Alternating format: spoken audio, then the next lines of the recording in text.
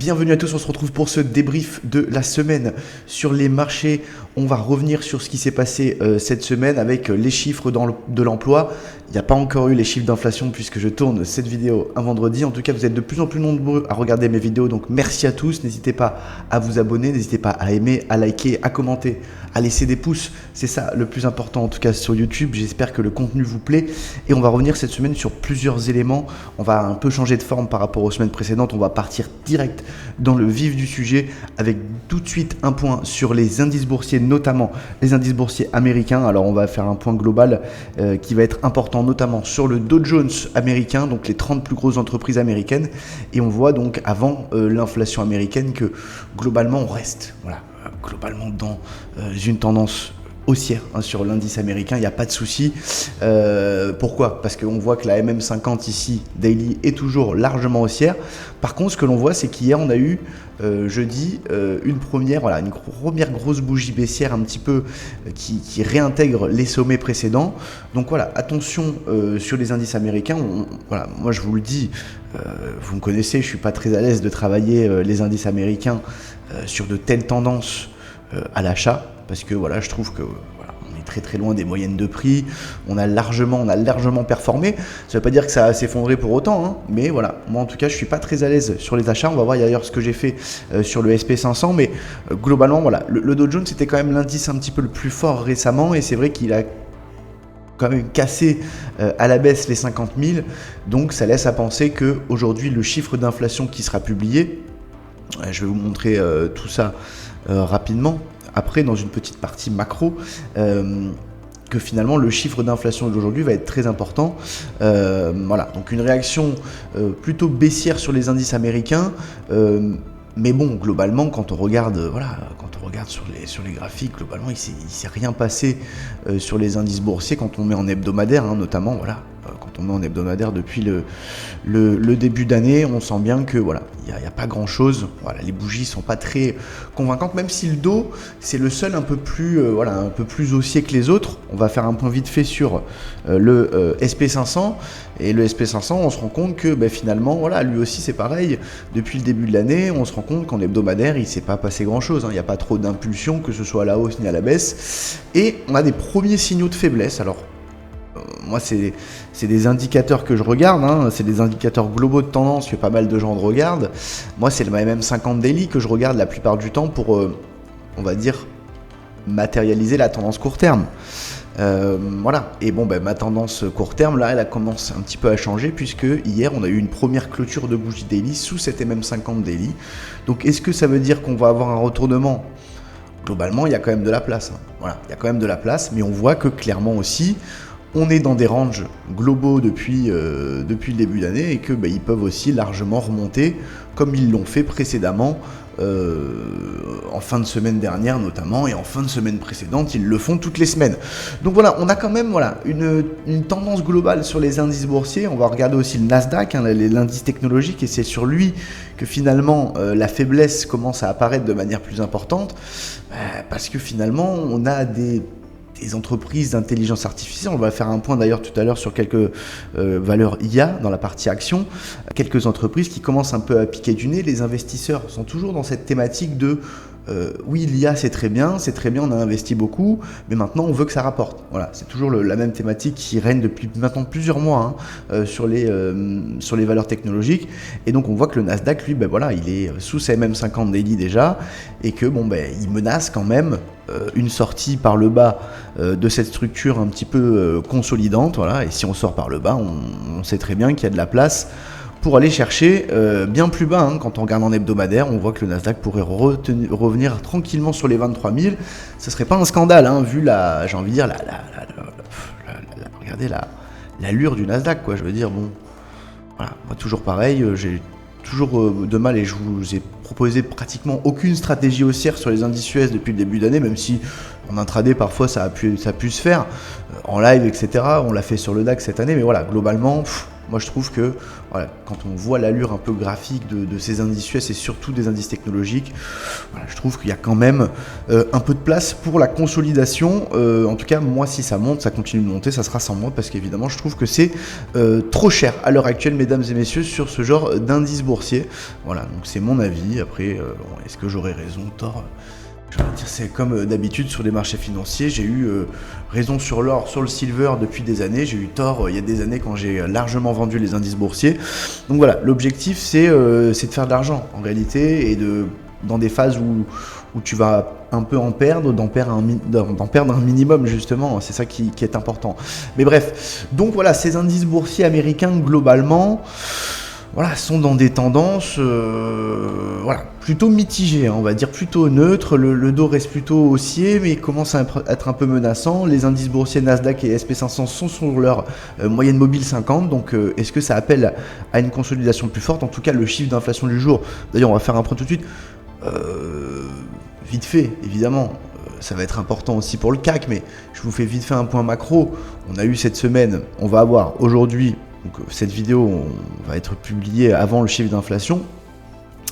Donc voilà, les 4 chiffres d'inflation qui sont attendus, on attend en plus une baisse, hein. Clairement le consensus aujourd'hui, on attend une baisse d'inflation par rapport au précédent sur l'inflation globale en year-to-year. L'inflation globale en year-to-year est à 2,7, le précédent, la prévision est à 2,5. Donc on attend une inflation qui baisse. Si l'inflation baisse, le dollar va baisser et les actifs risqués, les indices boursiers et peut-être les cryptos vont remonter. Voilà, ça c'est la première chose. Pareil sur l'inflation corps, on attend une inflation corps à 2,5, chose qu'on n'a pas eu depuis un petit moment il me semble. Donc si on a une baisse d'inflation aujourd'hui, dollar qui par contre là on a un scénario alternatif. Si évidemment l'inflation est plus forte qu'attendue, bon bah là le dollar va monter, les actifs risqués, les indices vont baisser. Donc c'est décisif évidemment. Décisif pourquoi? Parce qu'on a eu un chiffre évidemment mercredi, un chiffre d'emploi qui a montré que finalement l'emploi américain se portait très bien. Ce qu'avait prévu Jérôme Powell, il avait dit que les risques sur l'emploi avaient rétréci. Bon ben voilà, 130 000 créations d'emplois au lieu de 70 000, quasiment 2 fois plus d'emplois par rapport à ce qu'on attendait.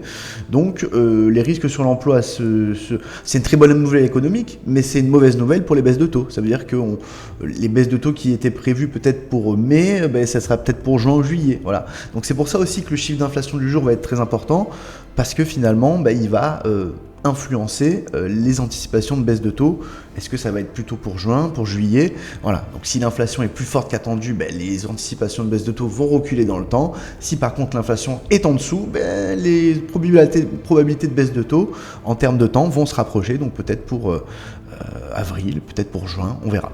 Ça va être très important de suivre l'évolution évidemment de ces statistiques. Alors on a eu deux statistiques aussi qui étaient un peu étonnantes quand même aussi plus tôt dans la semaine, c'est vrai, j'avais oublié d'en parler, je vais en parler parce que le but du débrief de la semaine c'est d'évoquer toutes les choses qui me paraissent importantes. C'est les statistiques de vente au détail.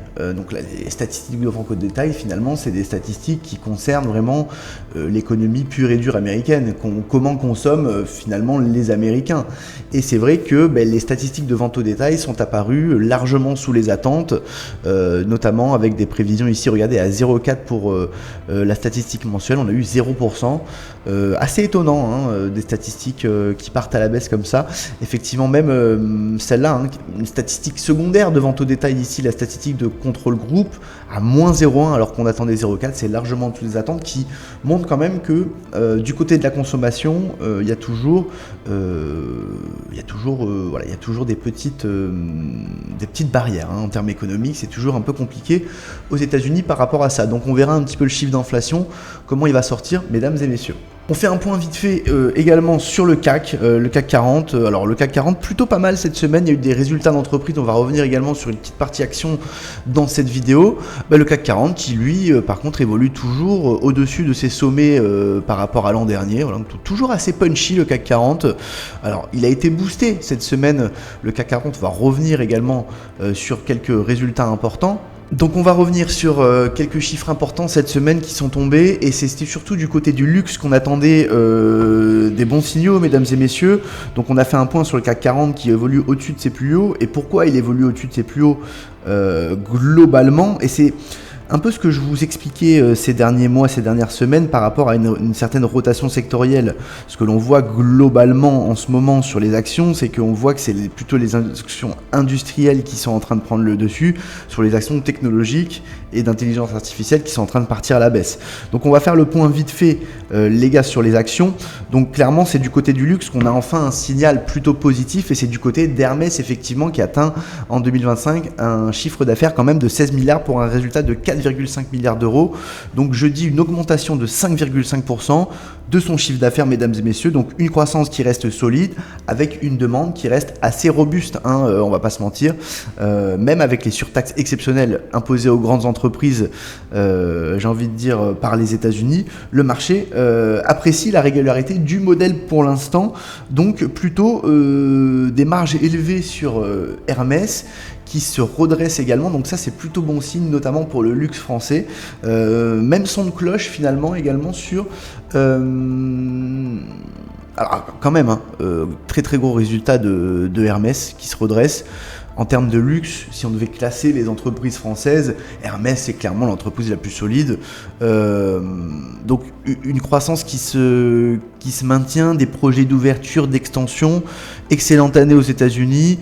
Voilà, donc finalement, j'ai envie de dire, pour Hermès, on sait très bien, le luxe gagne toujours.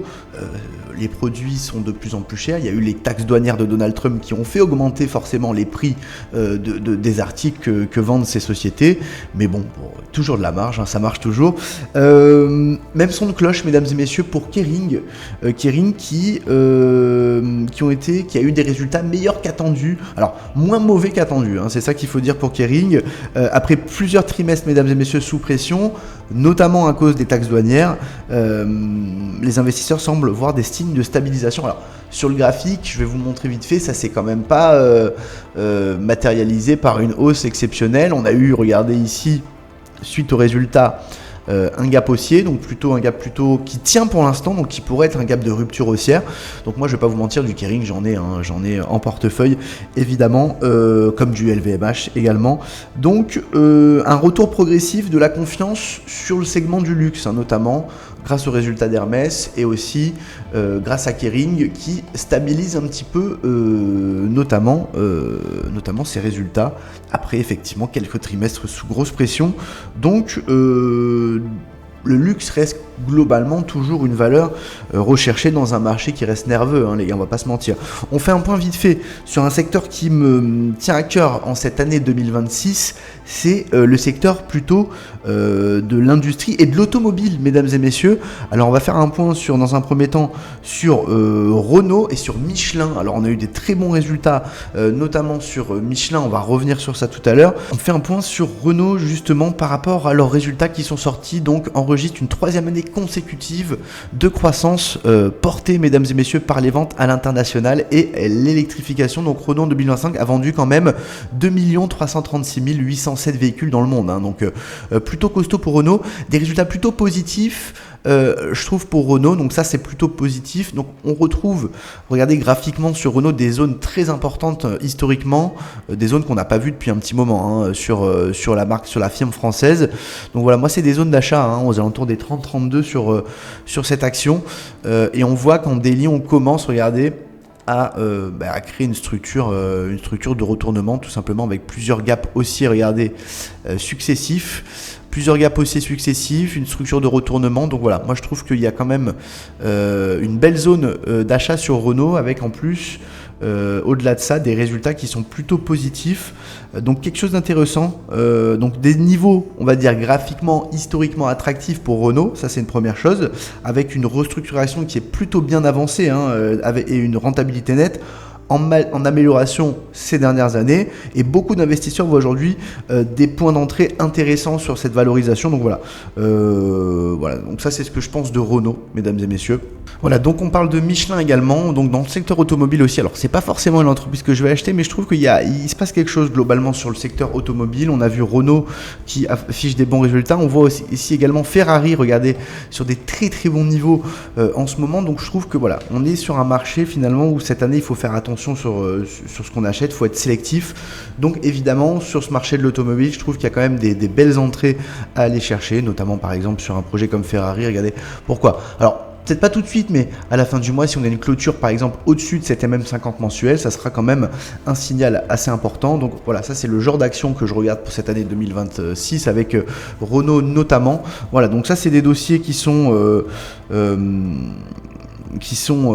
plutôt intéressants, qui publient des résultats qui sont intéressants dans le cadre de la rotation sectorielle qu'on va avoir et qu'on a pour l'instant entre des valeurs tech qui sont sorties de portefeuille pour revenir sur des industriels un petit peu moins cotés. Et en fait finalement on est dans ce marché voilà, de rotation. Regardez, je vous montre quand même ce qui se passe un petit peu sur les grosses tech. Sur les grosses tech en ce moment, tout le monde dit oui, il faut acheter tout le temps ces grosses tech là. Bon ben voilà, on voit que sur Microsoft, on commence à vraiment déstructurer un petit peu le graphique. On voit que c'est pareil un petit peu sur Google. On commence au petit Alphabet à déstructurer un petit peu, voilà, donc on a des baisses un petit peu qui commencent à s'accélérer. Donc c'est toujours pareil. Quand on a des produits financiers qui arrivent sur ce genre de structure exponentielle, il faut toujours se méfier, mesdames et messieurs. C'est pour ça que il y a eu aussi des résultats cette semaine. C'est Cisco, toujours dans ce secteur un petit peu tech, qui a publié des résultats. Et voilà, et c'est pour vous dire un petit peu à quel point ça peut aller vite sur les marchés. Ça peut aller très vite. Cisco, on était au plus haut historique, on était à 90, et malgré des chiffres pas catastrophiques, ils sont pas mauvais les chiffres de Cisco, la réaction du marché était très négative. Voilà, très négative. Les investisseurs se focalisent sur les marges et les perspectives en fait, et la moindre déception, le moindre petit caillou dans la chaussure se paye cash en fait. C'est ça qui arrive en ce moment. En ce moment, battre les attentes sur les résultats ne suffit plus. Il faut surprendre fortement, il faut des résultats qui sont encore plus excellentissimes. Mais quand vous avez des sociétés qui investissent toujours plus d'argent, qui vont ponctionner forcément sur les marges en investissant toujours plus sur l'IA et la technologie, forcément il y aura moins de bénéfices. Donc un marché qui est globalement stable en apparence sur les indices boursiers, vous l'avez vu, avec des indices qui commencent peut-être à titiller leur moyenne mobile 50 daily, mais avec une énorme dispersion. Donc on a du luxe qui revient, qui rassure, on a de l'industrie qui revient un petit peu au devant de la scène, et on a la tech qui les grosses caps qui sont un petit peu vendues, à l'image aussi de Nvidia, sur lequel on peut finalement faire un point. Nvidia, elle reste quand même assez solide. Il n'y a pas encore eu ces résultats pour Nvidia. Elle reste quand même assez résiliente, elle, pour l'instant, reste dans un range pour le moment. Donc voilà, globalement, sur les actions, sur les indices, que je pouvais en dire cette semaine. On va pas parler s'entendre sur cette vidéo. On a fait quand même un gros point sur à peu près tout déjà. On va juste peut-être évoquer évidemment ensemble le marché crypto. D'ailleurs, on va pas attendre 50 ans. Le marché crypto, on va pas se mentir, le marché crypto toujours dans la difficulté. Ce Bitcoin, clairement, toujours au contact des plus bas depuis un gros moment. Voilà, moi ce que j'aime bien regarder sur le Bitcoin, toujours pareil, ce que j'aime regarder, c'est évidemment la structure, les structures surtout mensuelles, et je trouve toujours pareil, c'est ce que je vous disais plus ou moins semaine dernière, je trouve que quoi qu'il arrive, on est toujours sur une très très belle zone mensuelle. Alors moi j'ai tenté cette semaine d'acheter le BTC, donc j'ai des choses qui ont marché cette semaine, comme ma vente sur le SP500 que je peux vous montrer tout de suite, notamment sur mon Discord, notamment en ultra, donc ma vente hier faite sur le SP500, le Tech Profit touché donc manuellement à quelques points du TP, donc ça a été plutôt la chose positive cette semaine. La chose un peu plus négative, ça a été le BTC que j'ai tenté à 68 500. Alors, sur le BTC, j'ai tenté 3 trades différents. Il y en a 2 qui sont passés, qui m'ont donné beaucoup de points. Le dernier a été plus négatif. Donc là, maintenant, je suis un peu plus attentiste sur les cryptos. Je suis un peu plus en attente. Si on a une inflation positive aujourd'hui, ça va plutôt faire bien réagir le Bitcoin. Donc je serai plutôt à l'achat à un certain moment, je vais vous dire quand, mais moi tant que je suis au-dessus de ma MM50 mensuelle, au-dessus des 55 000, j'estime qu'il faut toujours travailler à l'achat. C'est pas facile, je travaille toujours sur des replis. Voilà, donc moi mon idée c'est d'attendre la cassure de la MM50 H4, aujourd'hui à 68 002. Donc tant que cette MM50, tant que les cours évoluent sous la MM50 H4, vous voyez, on le voit un petit peu ici, pareil sous la MM50 H2, c'est ça un peu mes repères globaux pour la tendance un peu court terme. Pour l'instant, je vais pas vraiment agir. En plus, je vais attendre l'inflation qui va tomber dans quelques heures. Donc voilà sur les cryptos, pas de panique pour l'instant, même si on est dans un marché qui reste toujours très sélectif, dans un marché de rebond. Regardez par rapport au plus haut qu'on a fait à 72 000, on travaille finalement en ce moment la zone des 50% de retracement de ce rebond. Donc je trouve que c'est toujours intéressant. Si aujourd'hui on a une inflation sous les attentes, je pense qu'on aura un point d'entrée, mesdames et messieurs, en live à travailler sur Twitch. Évidemment, comme d'habitude, le Twitch c'est Trading Academy, comme d'hab, ça change pas. Je vais laisser un petit lien d'ailleurs pour que vous puissiez nous rejoindre, puisque je pense que j'ai fait le tour de tout ce que je voulais plus ou moins dire cette semaine. Donc un marché plutôt relativement stable. On fait un point vite fait avant de finir. Je sais que vous aimez ça, le gold et le silver. Bon, le gold et le silver, quoi qu'il arrive, même si il y a eu de la volatilité encore cette semaine sur le gold et le silver, bon ben regardez, le gold, on reste largement au-dessus de la MM50 Daily, qui est mon repère de tendance, donc on reste toujours sur une tendance bullish. Donc c'est toujours quelque chose que je pense qui est toujours intéressant à travailler sur des replis. Donc voilà, quand on se rapproche peut-être de la zone effectivement ici des 4007, 4008, 4006, quelque chose comme ça, peut-être essayer de chercher des stratégies haussières. C'est un peu la même idée sur le silver qui est un peu plus volatile, donc faites attention sur le silver, attention à votre exposition en ce moment, parce qu'il y a quand même si on dit que le marché bouge pas beaucoup, il y a quand même des phases de volatilité. Le silver c'est pareil, on est toujours très proche de la MM50 Daily qui est haussière. Bon, lui c'est pareil, c'est toujours bullish. Voilà, donc après c'est toujours un peu plus volatile, faites attention sur le silver. Moi j'avais proposé aux abonnés de travailler la zone entre 75 et 77. Bon là on est à 78, donc je pense qu'ils ont travaillé, certains d'entre vous ont travaillé dans la soirée. Pour le retravailler, aujourd'hui peut-être attendre que l'inflation tombe, et si l'inflation elle est bonne, c'est-à-dire qu'elle est sous les attentes et que le dollar baisse, peut-être retravailler des stratégies haussières sur le silver. Voilà mesdames et messieurs, je crois que j'ai fait le tour sur tout. N'hésitez pas à vous abonner, à commenter, à me dire ce que vous avez fait cette semaine. Voilà, globalement ça a été ça pour moi cette semaine. J'ai fait plutôt aussi une belle vente sur Euro-Yen. Putain, elle est jamais finie cette vidéo les gars. N'hésitez pas à laisser un commentaire. J'ai fait une belle vente aussi sur Euro-Yen cette semaine. On a vendu la cassure aussi de la MM50 Daily, là, vous voyez, sur l'Euro-Yen. Donc c'est un repère pour moi, global sur le Forex, les indices, les cryptos. Donc n'hésitez pas à nous rejoindre, parce que l'idée de la Trading Academy, c'est que vous avez une méthode claire, où on sait quand agir. Alors, attention, on n'a pas raison tout le temps, mais l'idée c'est que finalement on est serein dans notre trading, parce qu'on sait comment agir et à quel moment.